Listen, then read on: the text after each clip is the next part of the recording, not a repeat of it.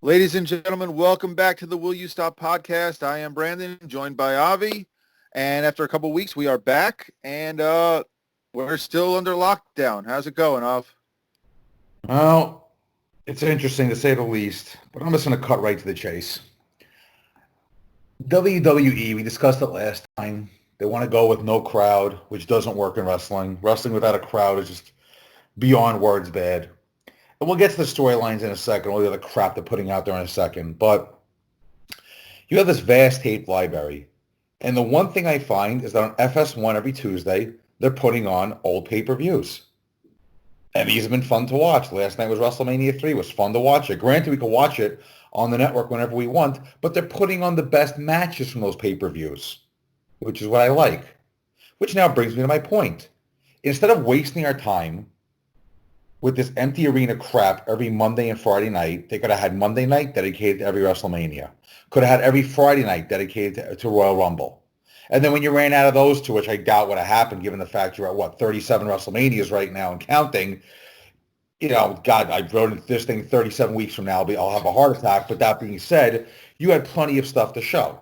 NXT, you could have shown NXT from the beginning. You showed repeat episodes and takeovers. Instead, you gave us garbage. Your best stuff you put on was FS1 when you were showing the old stuff. So instead, you're giving us this garbage week in and week out. I can't wait to see the ratings for Raw. Have they come out yet, Raw's ratings? They actually went up. They had a 1.9 million this week.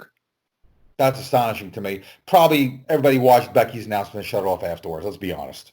Nobody's any interest in any of the storylines going on. The storylines are all filler and nonsense. The wrestlers look completely uninterested in what they're doing. And that's going to bring me to the biggest point of today. We've already discussed the ills of going before, no audience there, whatnot, what have you. I look at WWE now, and it's pure garbage. And nobody can tell me any different than it's not pure garbage. Occasionally, they'll get a decent match, but for the most part, it's pure garbage. At the last pay-per-view, which we'll review at some point, let's just review it right now. The matches, for the most part, except for the Money in the Bank matches, were okay. The Rollins McIntyre match probably wouldn't have been that bad with a live crowd, to be honest with you. I think those two probably would have put together a pretty decent match in front of a live crowd, because without the live crowd, it was actually a pretty entertaining match. The two Money in the Bank matches were pretty stupid. We know they're going to be stupid. They tried to be comedy about, with Vince McMahon showing up and Bud Love showing up and then the wannabe Doink showing up. All right, it was wonderful. But the pay-per-view itself actually wasn't that bad because it was so short. It was, I think, a tad under 2 hours and 40 minutes or something like that. Two hours, 23 minutes. And, that's not bad for a pay-per-view. Honestly, I wish Raw was like that, to be quite honest with you. But with that, no crowd.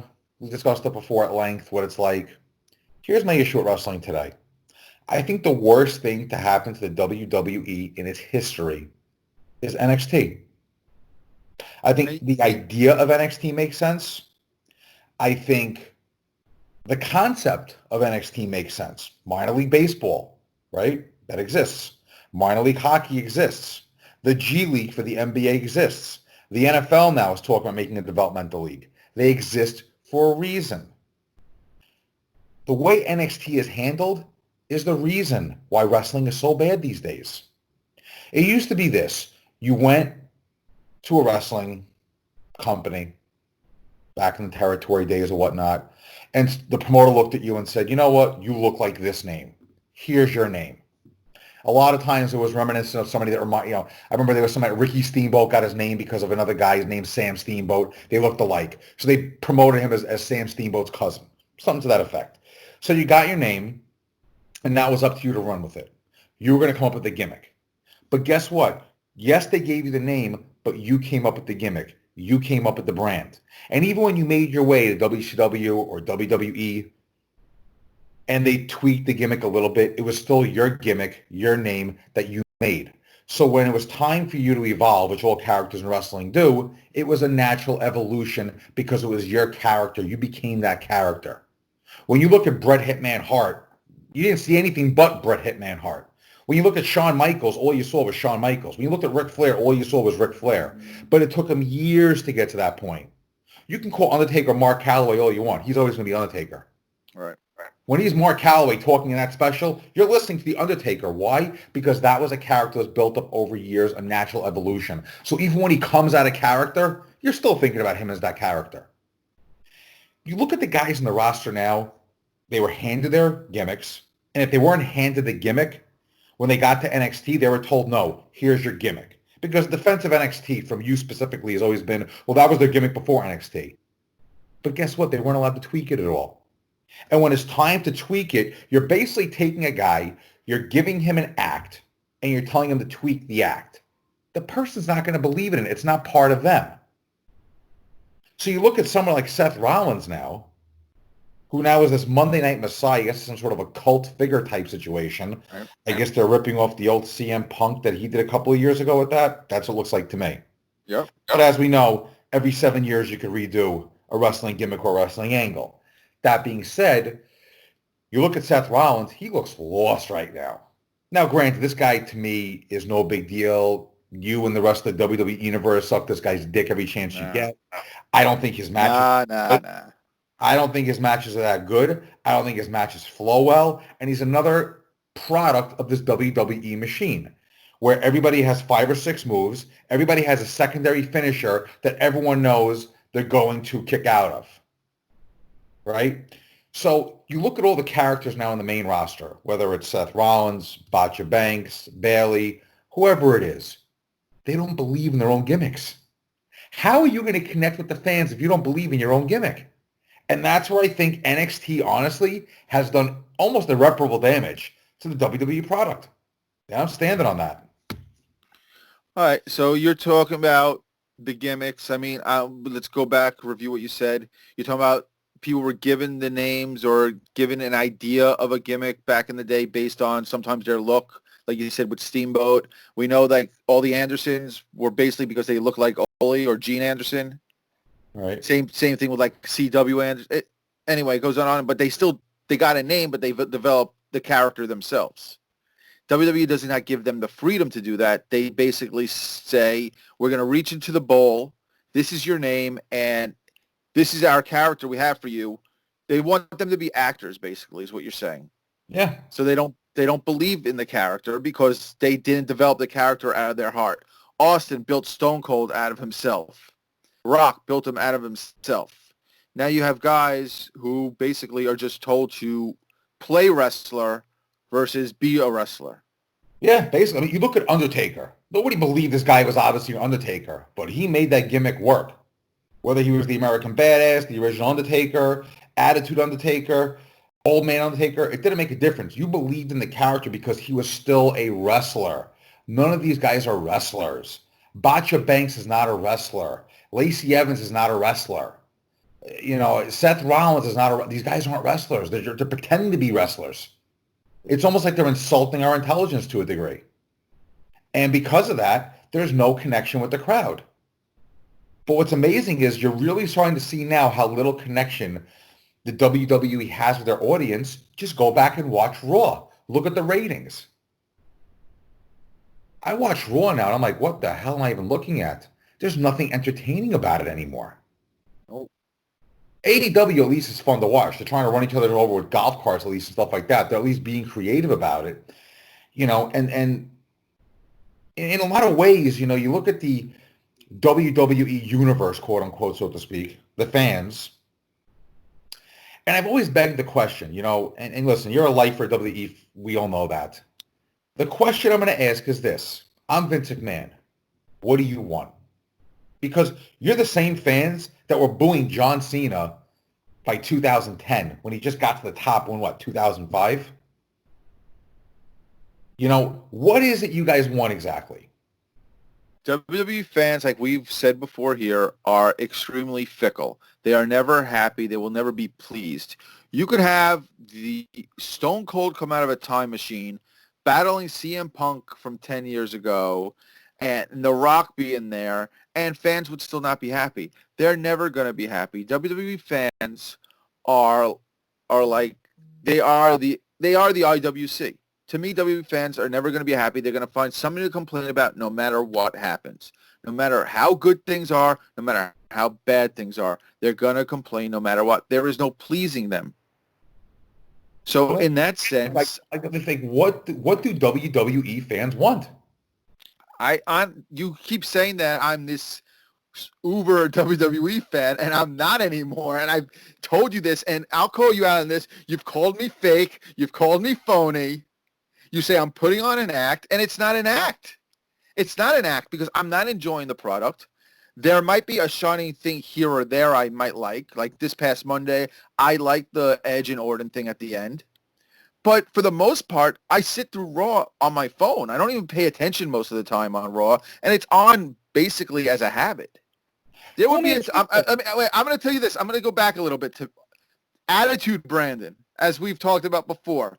If I had to work on a Monday back in the day, I would be in the worst rotten mood because I was missing freaking Raw. I work on Mondays or Fridays now, and I don't give a shit because it's what am I missing? But I'm going to go back to something you also said at the very beginning, and I'm going to play devil's advocate because I've read it, so I'm going to assume it's true. Many have said it. Apparently, the reason they have to put on a live show is because they could lose their contracts with these networks. And that goes for AEW as well. So yeah, there would have been ways to get around that, I'm sure. It's just the shows being put on are like mind-numbing bad. Like we watched a basketball game this past Monday night on Raw between the Vikings and, I mean, why is there a basketball game on? Why am I watching basketball? And why are the Viking Raiders able to freaking playing like they know what they're doing? It's like it was a stupid angle. It was supposed to be ha-ha funny. And yeah, there's room in wrestling for funny, but that's just not funny. It goes back to the let me touch on the Money in the Bank match. They could have taken that, and that could have been wrestling's equivalent of Die Hard. They could have had Die Hard, and instead they made it into a joke. And it came up stupid. There were cameos for no reason. They made no sense. The cuts were horrible. It wasn't even this cinematic thing like the Boneyard match was. You know where I'm lost with WWE is what are the writers assuming we want to see? Because they're putting stuff on that is just mind-numbing bad. You know, even the stuff with Becky, I honestly don't care. She's pregnant, great. A lot of women get pregnant every single day. Who gives a shit? Not related to her. I don't know her. She's not a friend. Like, why would they think anybody would truly give a shit? I'm saying it. And anybody can attack me for all he wants. Why would anybody in WWE think that the fans give a shit that Becky's pregnant? Because they believe that all, and this is Vince, and I'm going to say this till the day is long, this is all Vince. Why we're seeing things that don't make sense? Because Vince thinks it's funny. Vince, a 77-year-old, 76-year-old man, thinks he knows what the 18 to 35-year-old people want to see. He thinks he has his pulse on it. He can't. I dare you to find any man in his mid-70s who knows what kids want. Yeah, but it's impossible. Like, why does the roster constantly refer to themselves as a WWE family? What is that shit? First of all, I haven't even heard this, so I don't even know where you keep saying this family stuff, and I mean, I don't know. I mean, what is it? I guess the only thing I can think of is, you know, when you're working for a big corporation, they consider everyone a family. I mean, I don't. That's the only thing I could think of. I mean, I don't know. They're allegedly independent contractors. Nothing family about that. They're all trying to beat each other for another spot. Yeah. I mean, it just nothing going on right now in WWE makes sense. It's stupid. It's corny, and it makes no sense. And the bottom line is, it's not entertaining at all. That's the issue. It is not entertaining one iota. The most entertaining parts of this past Sunday's pay-per-view, I want to say the 5 minutes where Bray and Braun actually wrestled before they got into Bray's bullshit with, honestly, his shtick is getting old already. It was good at first, but ever since WrestleMania, it's like, okay, now you're getting a little too carried away with this. The tag match was okay. The women's match I could have lived without. I feel like I'm missing something. Hold on, let me pull it up. McIntyre and Rollins, like I said, that would have been, I think it was a good match for what it was. Had you put that in front of a good, nice, live, hot crowd, I think that would have been great. Speaking of which, you know, one of the things I noticed, with this whole having no crowd thing, had WWE just gone on pause, honestly, and came back, I think ratings would have gone through the roof because people would have been so starved for wrestling. Ratings, I honestly think, would have gone through the roof. I'm telling you now, when basketball and baseball and hockey come back, people who never watched baseball before are going to watch baseball. People who don't give a shit about hockey are going to watch hockey. Because you know what, as they say, what do they say? Absence makes the heart grow fonder. And I think had WWE gone on some sort of a pause or something, because let's be honest, the contract was to have live shows. Okay, you could have had a live panel reviewing old pay-per-views. I would have, you know what I would have enjoyed? Show a classic pay-per-view, not even so much a Mania, or even just classic matches, and have the current stars do commentary over it and give their thoughts on it. I'll give you a better one. You show an old WrestleMania with a round table of Vince, Triple H, and a couple of the other guys. Maybe bring Taker in, Austin in, and you discuss old WrestleMania matches, old matches like that. Do you think Vince would honestly do that? There's no way he would critique his own shit. No one's saying he would say it. I'm saying, well, see, that's the WWE attitude right there. Ladies and gentlemen, I want you to... WWE attitude? WWE fans, for whatever reason, maybe somebody could let us know why, hate to fantasy book. They don't. This isn't fantasy booking. This is you saying who would be a round table. All I'm saying is I can't see Vince doing that. He freaking skirted around certain issues when he was being interviewed by Stone Cold on his podcast. All right, but you know what? Different times call for different things. And if right now they got to get the ratings going. And right now, if you want ratings, you put Vince live in front of a camera, you're going to get ratings. No, but instead they think Baron Corbin on Raw is going to draw ratings. Or bringing Baron Corbin in. It makes no sense to me. So Money in the Bank, like we were saying, you had that Fatal 4-Way tag match. It was okay. It was good for a Fatal 4-Way. You had a complete waste in Bobby Lashley squashing the Truth. Oh yeah, that's just yeah. The only thing I could say is that's something for they're building Bobby Lashley up, and I think they can do. Honestly, I think with him MVP, if they do turn Apollo Crews and maybe one other guy, they can get like a modern version of the Nation Domination. I mean, it's pointless. I mean, I think this is finally seeing the Bobby Lashley we used to see, the Walking Armageddon Bobby Lashley that was in TNA Impact when he was dominating like that, but it's still not going to go anywhere. Then you had Bayley against Tamina. Horrible match. The finish made no sense. How Tamina still has a job, I don't understand. And people who say that Tamina is being punished for her father's sins, the girl's been in WWE for 10 years. She's had a job for 10 years and barely has been injured every single year and never been cut. So how exactly is she paying for Jimmy Snuka's sins? Listen, you know, I'm glad you brought up the Bayley match because Bayley is somebody else, honestly, does not believe in her character. You can just tell. She looks so uncomfortable, so awkward, and so out of place. Like, you can just tell this girl wants nothing to do with her character. I think she misses the ponytail and the fans cheering for her. I mean, granted, there's no fans, but you know what I mean. And I think she's not believing the heel. She's not believing herself as a heel. I don't even know if she believes in herself as the hugger. I'm telling you that a lot of these NXT guys coming up the last couple of years, they do not believe in their gimmick. You can just tell. They're awkward. They're not in it. Then we had the Braun and Bray Wyatt stuff. You said it was the wrestling was good. Then they got into theatrics and the mask and all that. Yeah. And the pig and the dolls all around. And obviously this wasn't.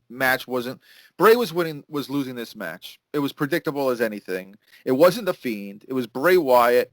You knew he wasn't going to win because you knew it's going to lead to, I guess, backlash where it's going to be Bray Wyatt, The Fiend against Braun. But again, we're going to do the same mistake we did last year. We're going to put the belt on Bray it makes no sense. We had a good Drew McIntyre and Seth Rollins match. Again, if you had a crowd working it would be good. But then you had them shake hands at the end, and then you confuse us because then you have the Becky thing on Monday, and then you have Rollins looking all disheveled, but you don't explain why. What is the Rollins thing? Like, what is going on there? Okay, so that's my question. Is he disheveled because he lost to Drew? Is he disheveled because he's in shock that Becky is pregnant? I mean, you don't even explain why he's doing what he's in this trance. Suddenly he attacks Ray. He tries to take his eye out. Is it because he congratulated him on having a baby? I mean, you don't even explain anything. It makes no sense whatsoever. Then we went on to the double ladder match. And I'm sorry, this thing could have been great. It could have been Die Hard in the building to the top. Instead, you make it a comedy act. You have, first off, this thing is taking place during what everyone knows is a lockdown. Why the hell are there so many outside people inside this building? Brother Love and some schmuck dressed like Doink. And why is Paul Heyman sitting with a giant buffet table in the middle of freaking Titan Towers? Yeah. You know, Vince in the office is probably the only believable thing of him being there at the time. Otherwise, and then him in jeans, and then him with the hand sign. It's like they tried to be cute and do these little insider things. And, you know, I'm sorry, that to me was complete shit. I posted it on my group in Facebook. That match was complete shit. It wasn't entertaining. It wasn't funny. You freaking had, almost called him Wade Barrett. You had Corbin commit double homicide, and then you would promote a tag match the next night on Raw because they're fine. Bless you. You know, and they're just fine, and you don't even explain it. Oh, there was a lower tier. I mean, come on. It was, like, ridiculous. And to bring up something you threw at me, you know what? In 95, I didn't flip shit about the Giant. No, it made sense. No, I didn't. Bullshit. It made sense for it to be the Giant because the Giant was in the Dungeon of Doom, and it was like almost a supernatural character in a sense. So it made sense for him to come back. This made no sense. You didn't even explain any... I'm sorry. Thank God it was only 2 hours and 20 minutes. And then, you know, let's get on to Raw real quick. You had the Becky thing. They announced Becky's big announcement. Everyone knew she was pregnant. She's pregnant, great. You think the fans care because, you know, granted, she could arguably be the most over talent they have right now, and they're losing their most over person. Who the hell is going to lead their women's evolution now? They have nobody else. Was the women's revolution really that good lately? Let's be honest. No, it's not. But you know what? She like I said, she could arguably be the most over guy they have. Not that it's saying much because everyone's just ridiculous. And then on top of it, supposedly she was pregnant when she was wrestling Shayna, and that's why the Shayna match at WrestleMania was shit. That's the excuse that's hilarious to me. And did you read what I posted yesterday about this tag team match rule that Vince has? Did you ever hear about that before? I've never heard that in my life. First, somebody right now is doing research, and somebody at some point in the next couple of hours, if not days or weeks, is going to post probably 20 different examples of where this happened and there wasn't a disqualification. Right, like every match, like you said, it's. I want to pull it up so I could read it exactly, but it just makes no sense because according to the rule, here it is. So this is from Brian Alvarez at FWF at Meltzer's stuff. So there's a secret rule, and it's a Vince McMahon rule. In a tag match, you know you have the 5-second rule, and you know you get out. However, outside the 5 seconds, if you are not the legal man, you cannot touch the other team's legal man. How many times have we seen all four guys going at it during a tag match without a tag? This is the funniest thing I've ever heard of in my life. Somebody's going to show a match at some point on Instagram. Hey, Vince is adamant that this is enforced. If you are legal, you are allowed to hit the other team's illegal man, I guess like knocking them off the apron to stop the tag. But you cannot touch, but the legal man can't touch. So Ray being, yeah. Yeah, it just... I was wondering why there was a disqualification for him catching Ray. If anything, that'd be like someone ramming someone into the post, and it'd be considered a disqualification, or into the steps. It just made no sense to me. The illegal... Yeah. So, I mean, tonight we got NXT and we got AEW. AEW was taped last week. NXT, I think, was taped earlier today. I mean, I'm sorry, but last week's main event for AEW, that was just a fun, stupid That brawl. was fun. That was fun. The golf It, cart scene was definitely fun. and here's the funny thing. I saw a picture online today that of Chris Jericho holding Sammy Guevara when he was a child Yeah, back in so WCW. yeah, I was too. I saw that. So that's kind of cool. But you know what? I've been happy with AEW. You can call me fake. You can call me the fake fan and all that bullshit. It ain't true. I enjoy AEW a lot more than WWE. It's more entertaining. I mean, I want to bring up one last thing. It was a matter of psychology. And for people who are not sure, Avi, explain to us what exactly is in-ring psychology. In a nutshell, making the fans believe what's going on is real. Correct. WWE in no way, shape, or form has any in-ring psychology right now. Don't even try to. Okay? To me, there is more in-ring psychology over in AEW than there is in WWE. I think overall, the ring psychology has changed in the business. I listen. The days like last night, I was watching the Jerry Lawler Terry Funk match. One of the greatest matches, I think. I would say probably one of your top 20, 25 matches of the 80s. That was true psychology because back then they wanted you to believe that the two guys hated each other. That part of kayfabe is dead at this point. Nobody believes nobody hates each other anymore. So to a degree, is ring psychology still there? Yeah, I guess to a degree, but it's not what it was. Listen, nothing is what it was. So there's really nothing going on. We got backlash in 5 weeks. I don't. They're talking last. What are they going to give us for backlash? Listen, in 5 weeks, there are states that could be open in 5 weeks, so it's something to think about. I mean, and Florida, especially Florida. Right. So if Florida's open in 5 weeks and they can give us at least a decent crowd, that will definitely add to it. But even with a good crowd, honestly, what are they giving us besides pure garbage lately? I mean, they're talking about Drew McIntyre against Lashley. What is that? What is that going to do? And neither is this bringing them back the wild card or having this invitation thing. But you know what? On SmackDown, they are doing a tournament for the Intercontinental title. They've stripped Sami Zayn of it because he doesn't want to perform during the thing. Right, but Brock Lesnar defends his belt once every 4 months, was able to hold on to Right. his. I don't know. WWE just, I don't know. Well, it's so frustrating sometimes. Yeah, we're going to wrap this up, and I have one last question for you. And work or shoot? What's going on with Roman Reigns in the WWE?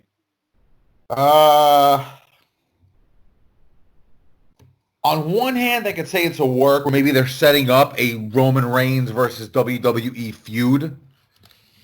What comes to mind is maybe a Roman Reigns Triple H feud, which Again? really, yeah, that would be very painful if anything. It's something to consider at this point. Vince and company might be getting desperate, and they may try to rehash the old Austin McMahon feud by having a Roman Austin feud. A Roman McMahon feud or a Roman Triple H feud. Who knows? That's one part of me. The other part of me says that maybe Vince is preparing for life without Roman. I mean, to go out of your way to edit the end of WrestleMania 31 to make it look like Brock is the one who got pinned by Seth when everyone knows it was Roman, it's just like I saw that a couple weeks ago and I was like, wow. And then during the Money in the Bank match, they focused directly onto a Roman Reigns poster. That's why I have to wonder if this is a work, then, the work is setting up maybe a McMahon or Triple H Roman feud. If it's not a work, then who the hell knows? And let's be honest, if Roman's gone, is it going to really make a difference? No, not in the least bit, to be quite honest with you. I mean, what honestly, he hasn't been a focal point of the product in how long now? Since he got back from leukemia. Yeah, I mean, and even before that, he was starting to fade out already. I mean, he's doing acting now. We saw him in Hobbs and Shaw. He's in some other Netflix movie that's dropped, I think, today. And the thing that I find interesting is he's doing things outside of WWE with his real name. When did you know anyone who's still associated with WWE not using their working name instead of using their real name? Even The Rock, when he first started doing movies, it was The Rock before he was Dwayne The Rock Johnson, then just Dwayne Johnson. So, I know we'll see what happens, but we wanted to drop something for you guys. A shorter podcast. Things have been slow in wrestling. We're dealing with things. So we want to let you know we're still here. We still love you. We still think about you. And we just wanted to give you a little insight to what we've been thinking about. Guys, any questions, any stories, anything you want us to cover, come at us. Let us know. WillYouStopPodcast.com. Website's still live. We're still active. We're still here. Av, I'll talk to you soon. All right. Have a good one, guys. Thanks.